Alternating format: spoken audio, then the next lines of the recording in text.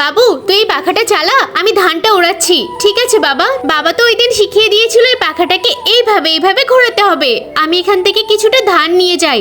আরে রামুদের এত ধান হয়েছে আর আমার মাত্র এই কটা ধান। আজকে আমি ওর ধান চুরি করে নেব। শোন বাচ্চা, আমার এই লাউটা তোর কাছে রেখে দে, আমি আসার সময় নিয়ে যাব। ঠিক আছে বাবা, আমার কাছে রেখে দিচ্ছি, আপনি সময় মতো এসে নিয়ে যাবেন। আরে ওই বাবা তোকে লাউ দিয়ে গেল, একটা কাজ করি ওই লাউটাই চুরি করে নিয়ে যাই, তাহলে বাবা ওকে অভিশাপ দেবে আরো শেষ হয়ে যাবে। ওই তো রামু ওইখানেই লাউটা রেখে দিচ্ছে, আমি সুযোগ বুঝে লাউটা চুরি করে নিয়ে চলে যাব। ও কিছুই বুঝতে পারিনি, এখন কি করব? এই লাউটাকে বরং আমি আমার ধানের ভিতর লুকিয়ে রাখি। আমি যে তোমাকে লাউটা দিলাম সাবধানে রাখার জন্য, তুমি নিজে সবজি বানিয়ে খেয়ে ফেললে। না না বাবা, আমি এমন কাজ কেন করব? আমি তো লাউটা ওখানে রেখেছিলাম, কে চুরি করে নিয়ে গেছে।